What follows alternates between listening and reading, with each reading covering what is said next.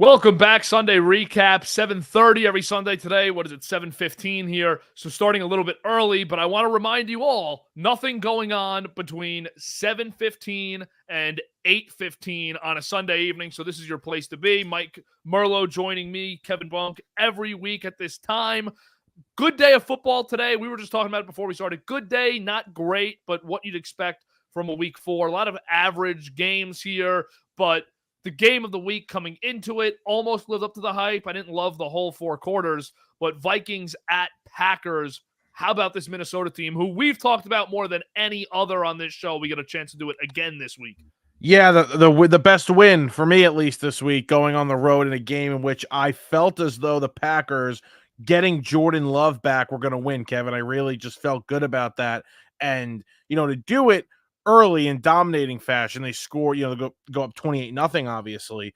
But, the one thing, and we saw this in the Georgia game last night, momentum in this, Kirk Herbstreit said it, momentum in this sport is something that nobody can, there's no game plan for momentum, right? And that could take you places.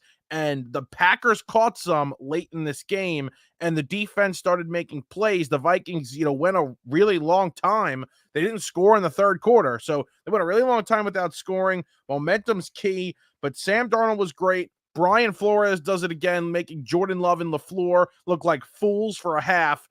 It's an impressive win, and I think now, if you didn't believe in this Vikings team, if you were a hater, I think now, that's done with. You go on the road against your rival, a team that was picked, to go to the playoffs by a lot of people and win the division. You go on the road here and beat them and do it in the fashion you did, especially early. I think that is I think it's an impressive statement win for the Vikes. So this was my second best win of the day, but I agree with you enough to put it at number 1. I like the Commanders win over the Cardinals there, which we'll talk about later. But Minnesota's the real deal, man. And the defense flies. They obviously have a rough second half there against Green Bay, but they hold on. Any concern on the Green Bay side of things? Jordan Love 0-2 to start the year. Malik Willis 2-0. Love turned it over 3 times today. Any concern there, or just growing pains starting a season? Yeah, I think just starting the season, they didn't play terribly in Brazil, and I think that's a wash anyway. And then you come to today, he turned the ball over too much. Sure, the third pick was kind of a stupid throw into the end zone. Just should have been thrown away. But the decision making will be better. I'm not worried about this team. I still think they're going to go to the playoffs. I still think I don't even know. Are they the second or the third best team in this division? Probably the third at this point. We'll see how Detroit plays tomorrow. But no, I'm not concerned about the Packer team. I'm concerned about the way the defense played. I mean, no Jair, that's big. But, the defense was terrible today. Terrible. Defense was bad. Justin Jefferson had a big day again today, and Jordan Addison came back today. So the Vikings offense really has a lot of talent. And the offensive line is top 15 in the league. I don't know if I think it's really good at this point, but it's top 15 in the league. They hold up. And Kevin O'Connell's a wizard. He is such a great offensive mind, such a great play caller, puts his players in the best situation. Coaching, a big topic of today's show. I think we saw a lot of it around the league. And O'Connell and this staff right now, how can you pick any over them? Mike, I was thinking about this today. I mean, Kevin O'Connell, I know it's so early in the year, but he has a 13-win season under your belt. Say whatever you want about that team, which ended up losing in the first round at home to the Giants. Say whatever you want, but he's got a 13-win season. Last year was a disaster of injuries, and everything went wrong for them. And now he's doing this. I mean, this guy is – I put him on my list. I talked about the list last year of your 6 or 7 coaches that I wouldn't swap for any coach. And that's Kevin O'Connell's right there right now. Yeah, no, I couldn't agree with you more. And look at it like this, okay? The team that we're going to talk about next, I think, your New York Jets, you have the Hall of Fame quarterback or whatever, but you have terrible coaching. But you look at this Vikings team, and it's Sam Darnold, journeyman, excellent coaching on both sides of the ball, and playmakers around him. Yeah, this guy's going to succeed. He's the leading MVP candidate. Top 3 through 4 weeks. I mean, there's a reason for that. And it's not like they're playing, Kevin, they're not beating nobody. So they beat the Giants week 1 on the road. Okay, that's a little bit of an easy game. Then San Francisco at home, Houston at home, go on the road to Green Bay. Those are 3 legitimate wins right there. So you can't even give me that they're beating bad teams. They're beating some of the best teams in the league. Yeah, I just blown away by the Vikings. I really am, because they draft JJ McCarthy, and whenever you see rookie going into his first year and a team going down that road, you think, well, all right, this team's not going to be very good this season. 4-0, we'd be floored if they missed the playoffs after this start. I mean, now when you go 4-0, you got to go. How many weeks are there left in the season? There's 13 games left. You got to go 6-7 to get in, to be a lock to get in, 10 wins with a 17 format. So good for the Vikings. Heck of a start here. I thought great win today going in, and they get the Jets in London next week. We'll talk Jets in a second, because I'm so ill to go to that game right now, physically, mentally. Eagles, Buccaneers. Let's go down that path first. I thought another good NFC matchup between two teams that should be in the playoffs, as was the previous game. We got to have the conversation right away. I'll leave it to you. Is Jalen Hurts the problem here? Yeah, I think there are certain parts of Jalen Hurts' game that are a problem. Like, the turnovers are becoming a serious problem now. That is no joke. Listen, I understand they're a different team when A.J. Brown doesn't play. Obviously, you have Smith out today as well. They are decimated by injury at the position. But let's just talk about what Jalen Hurts can control outside of the weapons there.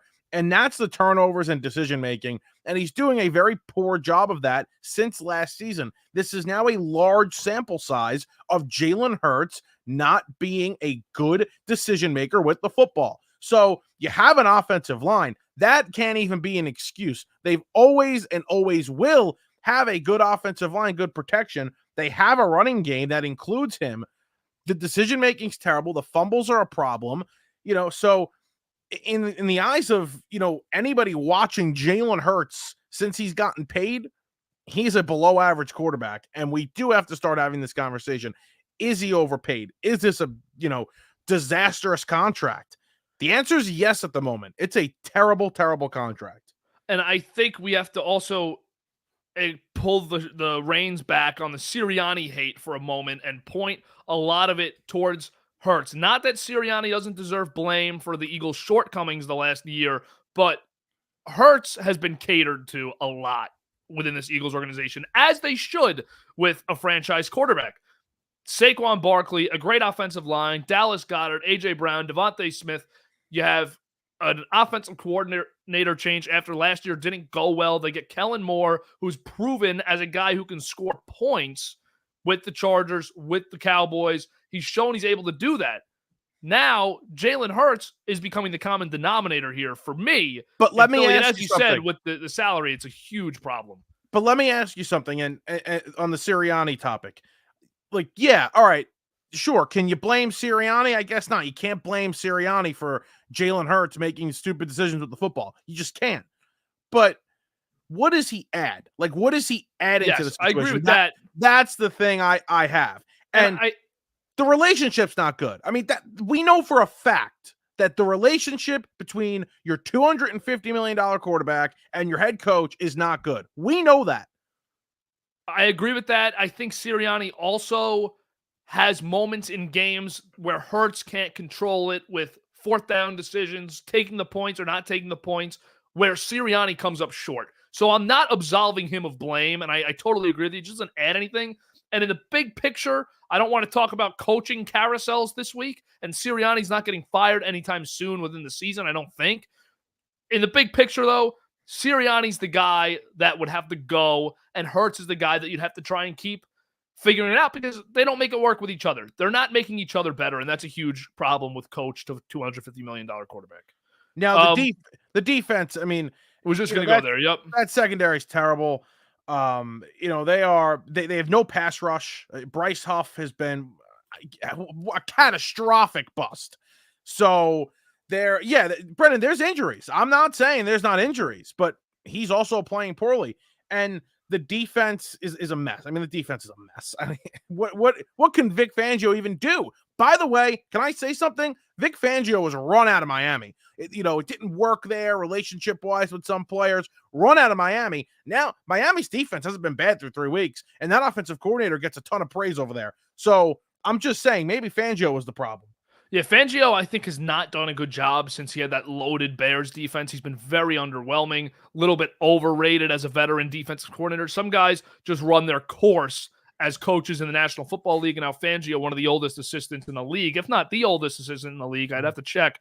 There's clearly a little bit of a lag with their defense and with what Fangio's in the last few years. Other side of the ball here, Baker Mayfield, my top performer of the week, 347 yards, 2 touchdowns, 63% completion. I'm very high on Baker. I think he does exactly what Tampa Bay needed in a quarterback after Tom Brady. Great veteran bridge guy who's turning into more of a permanent stay for the next couple of years here. And he just distributes the ball, and he doesn't turn it over. He distributes, he gets it to their playmakers, runs the offense. I just love what Tampa does. Now, does Tampa feel like a Super Bowl contender yet? I don't think so. But they are one of those teams, because of Baker and because of their skill position players, that can beat anyone any Sunday. Yeah, the skill position players are what gives them the edge over a lot of teams. They could run the ball too. I mean, they got 2 backs now. Fantasy, for fantasy purposes, that's a big controversy. But in terms of talking about the team and the way where they're going, they have 2 backs they can run the ball with now. So the offensive line's been pretty decent. They have the weapons. You got to give Baker the time, but he will get these big time players the ball. Kevin, I mean, watching that Saints-Falcons game, again, a lot of average in that game, a lot of average. The Bucs, and when Baker playing at his best, kind of gives you an edge over those 2 teams. So just in division, yeah, I think that right now this is the top team there. Yeah, and a lot to unpack in that Saints-Falcons game. We'll get to it right now. Let's go. Jets hosted the Broncos, lost 10-9. This is the hurdle we have to get over in our entertainment-driven show, which we're trying to do. We're trying to entertain. We're trying to get people to not shut it off. But when you have to talk about the Jets' 10-9 loss to the Broncos, it might happen. So please stick with us here for 3 or 4 minutes as we discuss this disaster game. Mike, it comes to what we have discussed, what everyone knew. The Jets roster is good, and the Jets roster should win these games.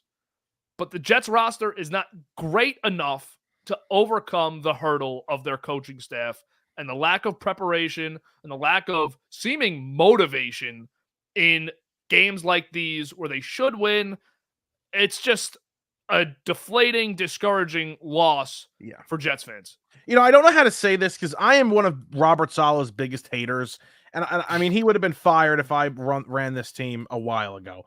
But it's almost like mind-boggling now that like he's still like, I don't even know what to say anymore. It's just like you had so many outs. You had so many outs because even though it wasn't his fault, they lost those games last year, whatnot, whatever you want to say. The locker room was clearly fractured, and there were just so many things going on. Let me ask you, it's the same question about Sirianni. Saleh might not be the main problem at the moment. I think he is, but let's say he wasn't. What is Saleh adding? That's the thing I got to ask you. What is he adding to the growth of this organization, especially offensively? Because that's where I have my worries. Because you could find a defensive coordinator to run this defense with those players. You can. So I don't want to hear the fact that Robert Saleh, and I'm not, discrediting defense. I'm just saying offensively, it's so important to have great coaching, and they probably have the worst offensive staff in the league. Listen, I totally agree with you. For every great offensive coach, it seems there are 2 great defensive coaches. So you can find really good coordinators, but you can't find good coordinators on the offensive side of the ball. It's just not easy to do. All the good coordinators are head coaches. So I struggle to come up with anything to justify Robert Saleh being there. And Mike, it's just from top to bottom, it feels like the Jets are just in for a lose-lose scenario throughout this season.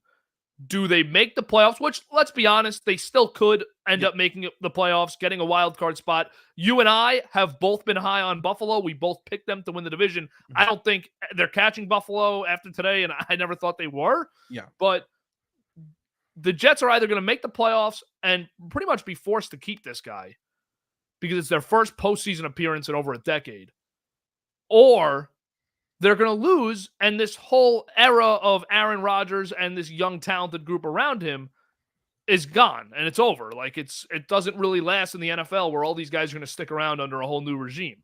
So the Jets are in between a rock and a hard place where I don't see a huge win here for them in the big picture. It's just the loss is so bad. and I wrote this down because I went back and rewatched it, the condensed version of the game 20 minutes ago. Bo Nix was not functional today. I mean, No, Bo Nix couldn't throw. He couldn't throw the ball with the spiral because his hands are so small, and it was raining and it was windy. So you had a quarterback back there where the only thing that team could really do was run the ball. And the Jet defense, to their credit, did what they had to do. Had the exact game, whether it was rain, snow, shine, whatever it was. I thought the Jets played exactly how I thought they would play today. That's why I picked them to cover a 7.5 point spread and felt really good about it going in. The defense did their job, but Bo Nix, they lost. They could have ran the Wildcat, and they might have been more. They might have been better on offense. And the Jets can't beat this team. It is just that the offensive line for the Jets for me is to blame because you couldn't run the ball. They were very bad today. I know the Broncos brought a ton of blitzes, but even when they weren't, they were still getting pressure, and you still couldn't run the ball. I mean, this isn't the '85 Bears, Kevin. That is that defensive front. I mean, who's on that defensive front for Denver? I mean, come on. No, it's very embarrassing. Very, very bad day for the Jets offense as a whole. I just want to bring up 2 more points before we move off of this atrocious game. 3 more, actually. Broncos, I don't want to say I'm like taking credit away from them with all this talk about how bad the Jets were. Good on the Broncos for getting a win here, moving to 2-2 after an awful first 2 weeks. I would have loved to come on here and say Bo Nix is great because I'm a Bo Nix guy and I love the pick, but that just wasn't the case, as you mentioned. But on the topic of the Jets, as that's the story of this game, they lost the game in the second quarter when they had a 3rd and 10 at midfield. Rodgers throws a prayer to Lazard in the end zone, and he gets kind of a bailout on a pass interference that I didn't think should have been one. And the Jets get the ball 1st and goal at the 1-yard line. They end up with 3 points. Braylon Allen never touched the ball. The only signs of a run game they had today was with Braylon Allen. So the fact that he didn't get 20 carries in a game where no one could move the ball was a really bad reflection on Hackett and the coaching staff, because to the point about Saleh, you need to be able to have a head coach, whether defensive or offensive, that can override a bad job by his coordinator on the other side of the ball. You think Sean McVay or Kyle Shanahan or Andy Reid don't tell their defensive coordinator to do something different if something's not working? And Robert Saleh cannot do that, and he will not do that. Now, the second point I have to make, Mike, and I hate to do this because it's only 4 weeks into the season, it's very possible Garrett Wilson is not the player we all thought he was.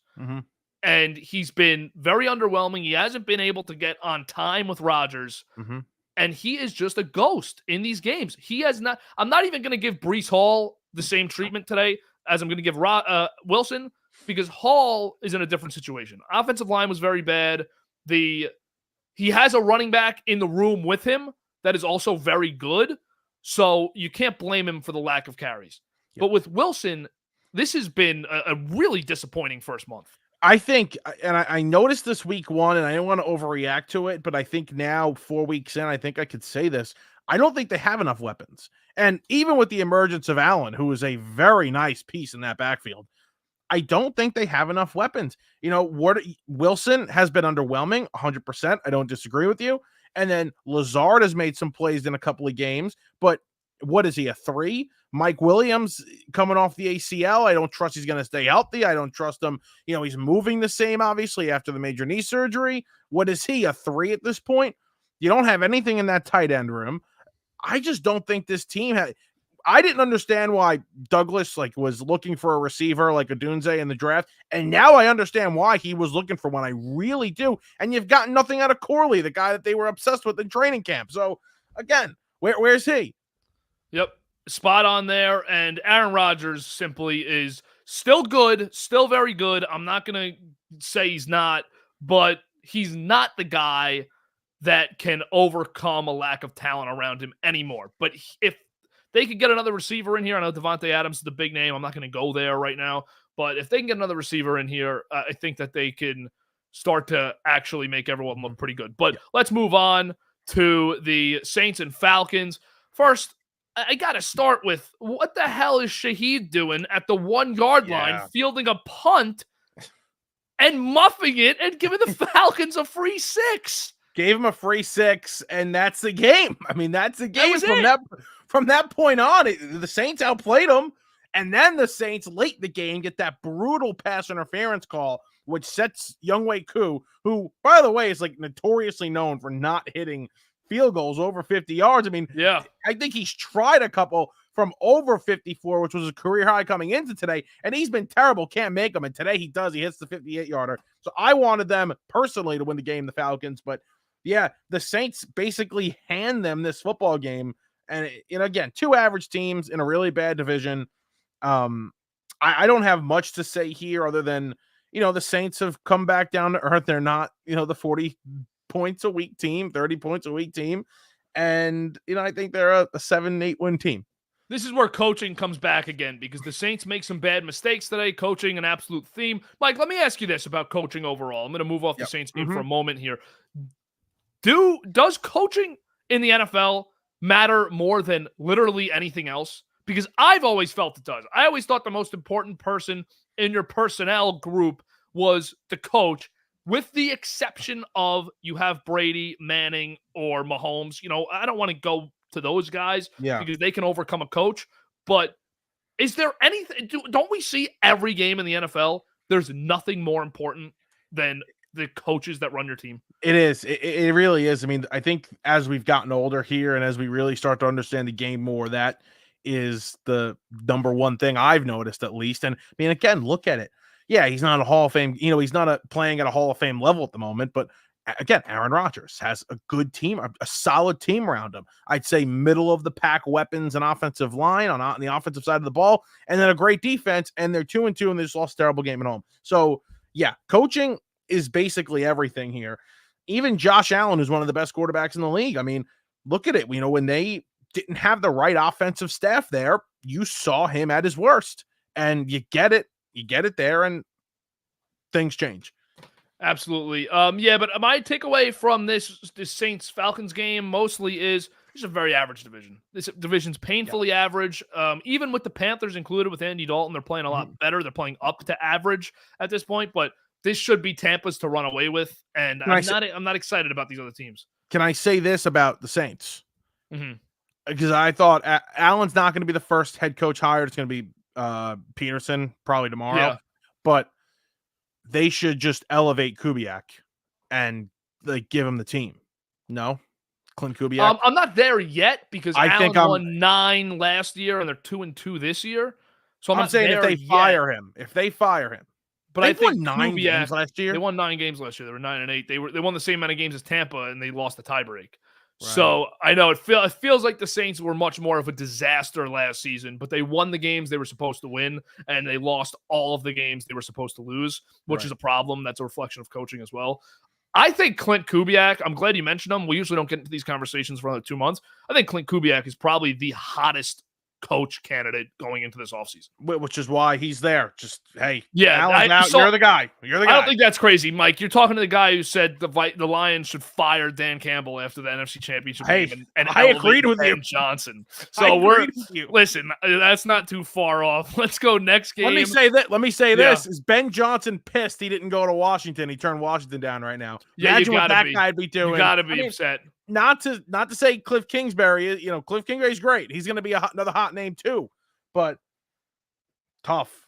You got to be upset about that. Your boy today, Flacco, Steelers, Colts. What'd you think? Yeah, this is coaching. Again, this is coaching right here. It's Shane Steichen. And, I had this game. Nobody wanted to bet the Colts today. Nobody. And I said, okay, I'll do it. Fine. I'll be the guy. I'll do it. I'll bet the Colts against the almighty Steelers. Not that scary. But, I mean, Richardson goes down. That's a story for another day. You bring in the backup off the bench. Is he the best backup quarterback in league history at this point the last 2 years? He might be. Has to be.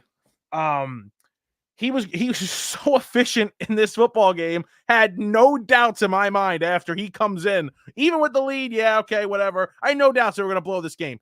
I'm not going to blow this game, even when it looked like it. Because Flacco gets the job done. And he's put in the right positions with a really good coach in Steichen.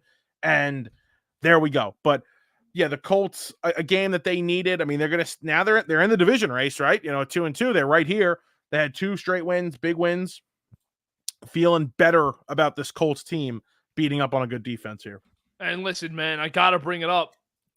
How bad do you feel if you're a Browns fan or if you're Andrew Berry or if you're Kevin Stefanski saying, man, we just lost another bad Deshaun Watson game. We're 1-3 with, I think, really the second or third most talented roster in the entire league. I don't know right now. Outside of quarterback, their offensive line is a disaster, so I take that back right now. Yeah. But their line's a disaster, and the running backs are not good.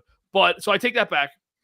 But a really good roster, a defense that's good, and Joe Flacco looks great today. And all you had to do was give this guy a couple million and make it work. I know you don't want to pay your quarterback room $60+ million a year, but Watson is terrible. And we'll talk about the Browns in a few.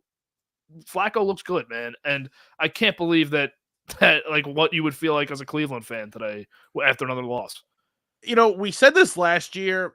I said it last year about Minshew when he started playing quarterback for the Colts. And maybe this is just, you know, I guess a slight here at Richardson, but I think I'd pick the Colts to win I'd have to look at the schedule. I think I'd pick the Colts to win the division the rest of the year. Flacco's quarterback. Is that a crazy take? Well, Anthony Richardson, I'm very concerned about. I'm concerned, and I was a fan coming into this year. He was my number one quarterback in that draft. I've loved him. I loved him last year. So you're a bigger fan. You're a bigger I'm a fan. big Richardson guy, and he's just not showing me what I need to see. He looked terrible last week against the Bears. And, you know, he didn't start the game out bad today, but they went right down the field and scored, you know, and then he went down the field again, and then he got hurt again. But I don't know. Flacco, man. I trust Flacco. Give him time. Give him a run game. Couple receivers out there. Good offensive mind. Let's go. Make some stops for him. Justin Fields on the other side had some stats, but overall, I mean, I think we saw what happens when Fields has to put up big points in an atmosphere on the road, and it just wasn't great. As one of Justin Fields' biggest haters, I have to say I'm impressed with how he's played, though. Yes, you know, definitely. I know it's a great, you know, I shouldn't say a great situation, but when you play with the best defense in the league, and their offensive line's not great, you know, they don't have the greatest weapons, they don't have the greatest run game, so he's doing a lot here. And Arthur Smith's your offensive coordinator, so it's really not that great of a situation. No, it's terrible. It's probably the way you described it just now. It's the worst situation in the league. But when you do get the chance to play with this great defense, and you're not making mistakes, you're going to look good. And I don't know. I don't know what to make of it. They're probably going to make the playoffs, but it's sad. All right, my favorite team in the National Football League right now, the Commies, blow the doors off the Cardinals. I told you I thought the Cardinals in this game were a lock coming into the weekend. I loved it too. They're my biggest bet of the week. We both agreed on that. And the Commanders 42-14. You just mentioned about Ben Johnson not going there. I had said in my preview on the BTOmedia.net blog section, I said that the key to this week was Brian Robinson. He goes 21 for 101 and a touchdown. Daniels, 233 yards, a touchdown. This team's good. This team is good. They're rolling, you know, and they're getting a pass rush today too. They sacked Murray a couple of times, so you're making up for a terrible secondary with a good front seven. It's kind of what the Giants thought they were going to be able to do this year. Terrible secondary, but a good front seven, although the front seven's not playing well. So they had a good game today up front there. And I don't know what to say, Kevin. It's shocking. You know, I wasn't a hater on the people that said that they were going to bet the Commanders to win the division. You know, that was like a little sexy kind of, you know, bet there at the end of the offseason. And I didn't hate it. I saw the reasons why. If you didn't like Dallas or Philly, that's fine. But man, they look easily like the best, like not even close the best team in the division right now. And I can't wait to see them up against Dallas and Philadelphia whenever they do play. That's going to be fun to watch. But Daniels is fantastic. They're being coached very well, and Quinn's a really good defensive mind. So we'll see how far he can take them. Yeah, this was a good win for Washington. On the flip, really bad loss for the Cardinals. And we could talk about how great Washington is, and maybe it's not a surprise that they won, but to lose in this fashion at home with the talent on your offense is really bad. You have a talented offense. You have a defensive head coach and you're losing games 42-14 at home to a rookie quarterback. I don't care how great the rookie quarterback is. That just can't happen. Lose 42-35, lose 42-28 even. 42-14 in a game they were never in is embarrassing at home. They scored the first touchdown. They went right down the field. They scored the first touchdown. I'm sitting there. I watched the first touchdown before I put the Met game on, and I'm like, this is going to be easy. I was like, this is going to be easy. Yeah, and they just get blown out 42-7 the rest of the way. And it makes me think Cardinals not nearly as good as we may have thought. Yeah. I think we probably pinned at like 7 to 10 wins, but very competitive. Maybe 7 wins is the ceiling. I had them 7 wins. I had them a very competitive 7 wins. But we never thought that was the ceiling. I thought they might be a playoff team, and the ceiling is 7. Defense is bad. I mean, they looked good last week. My reasoning, my justification was, look what they did to Detroit in the second half of the game last week. Detroit didn't do anything in the second half. So I'm like, all right, I feel pretty good about where the defense is. Short week for the commies, flying cross country. I loved my reasoning. But couldn't make it happen. Didn't happen. So tough one for the Cardinals there. They look awful. Let's go 2 more games that were played today. I really didn't like either of them. Very boring games. Chiefs at Chargers, 17-10 victory for the 2-time defending Super Bowl champions. Mike, their offense doesn't look good. They lose Rashee Rice today on one of the all-time wackiest injuries ever. Yeah. Mahomes throws the interception. Mahomes goes to make a tackle on the interceptor, and Rashee Rice is also going, and Mahomes lowers the shoulder right into Rashee Rice's knee, and he's probably out for the season based on Andy Reid's comments.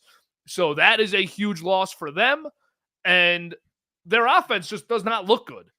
No, it doesn't. Why would I be concerned? Because this happened last year and they won the Super Bowl. Right, so I'm not going to say anything like, oh my God, I'm worried. I do think losing Rice here is big. I mean, he was emerging into top 10 wide receiver in the league. He had such a great start to this year, and it's a really tough loss. He's a great player. Now, not a great person, but a great player, right? I forgot that he was in legal trouble this year. What did he do? He killed somebody with the car? No, he didn't kill anyone. He just was speeding. But I think it was like in a school zone. Oh, okay. Could be wrong. I read a tweet. I read a tweet like, "Don't feel bad for Rashee. Like, bad things should happen to terrible effing people." And I was like, "Whoa!" I'm like, "What did he do?" See. But all right, yeah, he had a rough one here. It's bad. Rice has been charged with 1 count of aggravated assault, 1 count of collision involving serious bodily injury, and 6 counts of collision involving injury. Right. Okay. So he's a bad guy.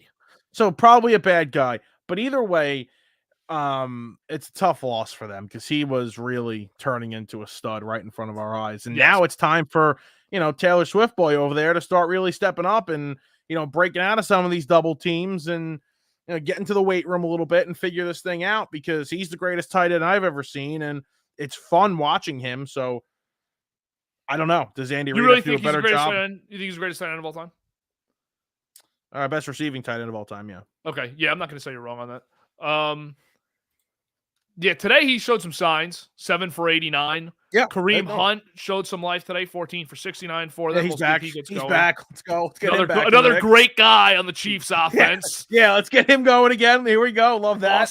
Awesome. Whatever it takes to win, though. That's what it is. Nobody remembers that they're bad guys when they three-peat. That's just out the window. I got a question going right now for a school project. I didn't even get to ask you. I didn't get to ask you the question, so I'll ask it now. The Browns-Raiders game is so boring that you're bringing up a school project first? Yes. What is more impressive, the Chiefs if they three-peat or the Patriots dynasty? Patriots dynasty. Okay. But three-peat's first time it's ever happened in NFL history. Patriots dynasty, first of its kind, only of its kind in NFL history. 6 Super Bowls in 2 decades with the same quarterback and head coach over that stretch is really nuts. And then 3 in a row, though, is crazy. 3 equally different for different reasons. I can't really put one over the other. Andy Reid, if he does this, right? If they do win 3 straight here, is he gonna drop my pen on the floor? Is he gonna start challenging Belichick for greatest coach of all time or no? No, I don't think so. Because he's I so think many he is. wins behind and he's 3 Super Bowls behind. So I don't think he can. He's 3 now. So if he gets to 3-peat, he's 2. Oh yeah, no, he's 2 behind if he gets Not counting the defensive Wow, yeah. one. That's Parcells. Yeah, no, not counting the defensive coordinator ones for Belichick. Yeah. So no, I still don't think he would be though. I'm a very, very big Belichick truther. He is. I actually hope he doesn't coach again because he's unbelievable listening to him on Inside the NFL. He's got that podcast with Mike Lombardi. He's entertaining as hell to listen to. I just love listening to him talk about football. It's great. Because I would say, and I agree with that, I would just say on the topic of coaches, Belichick he's still, like, Reed still has a few coaches to get through before I think he's second. I still think he has to get through Joe Gibbs. I still think he'd have to get through Chuck Noll, who won 4. But Reed would be tied for second most Super Bowls won by a head coach. And if you want to get a little crazy, I think he'd probably still be behind Vince Lombardi, who has 2. Okay.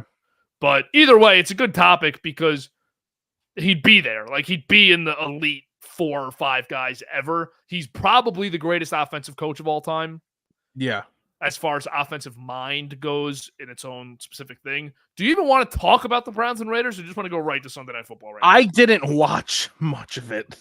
I saw the big touchdown called back. That was about it.